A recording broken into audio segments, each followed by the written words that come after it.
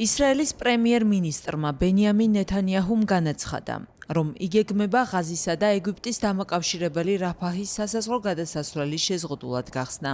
გადაწყვეტილება მას შემდეგ გამოცხადა, რაც ისრაელს ღაზაში დარჩენილი ბოლო მძევლის ცხედარი გადასცეს.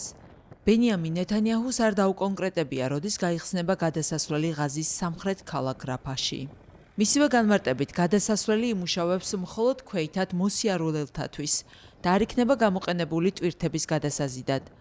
ისრაელის პრემიერ-მინისტრმა აღნიშნა, რომ ისრაელი არ შეუშლის ხელს იმ პალესტინელებს, რომელთაც ტერიტორიის დატოვება სურთ, თუმცა გადაადგილების მსურველები უსაფრთხოების მკაცრ შემოწმებას გაევლიან.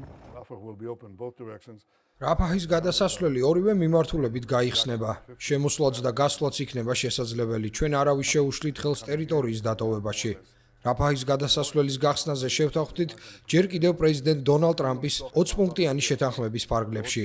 გაიხსნება ნაწილობრივი უსაფრთხოების წესების დაცვით. გადაადგილება მხოლოდ ქვეითად მოსიარულეებისთვისაა შესაძლებელი და ყველა გამავალი თუ შემომავალი გაივლის დეტალურ შემოწმებას. რაფაჰის გადასასვლელი, რომელსაც ომის დაწყებამდე ისრაელი სრულად არ აკონტროლებდა, ღაზისთვის ერთადერთი დამოკავშირებელია გარესამყაროსთან. მისი გახსნით ამერიკის შეერთებული შტატების შუამავლობით მიღწეული ცეცხლის შეწყვეტის შეთანხმების მეორე ფაზა დაიწყება. რაფაჰის ამოქმედება პალესტინელებისთვის გაამარტივებს სამედიცინო დახმარების მიღებას, საერთაშორისო მოგზაურობასა და ეგვიპტეში მცხოვრებ ნათესავებთან ვიზიტს. ეგვიპტეში დღეს 10,000-ობით პალესტინელი ცხოვრობს. ამასთან რაფაჰის გახსნა შესაძლოა დადებითად აისახოს ღაზის უმძიმეს ეკონომიკაზეც, რადგან პალესტინაში წარმოებულ პროდუქციაზე, მათ შორის ზეითუნიზეთზე, ეგვიპტესა და არაბულ ქვეყნებში მოთხოვნა მაღალია.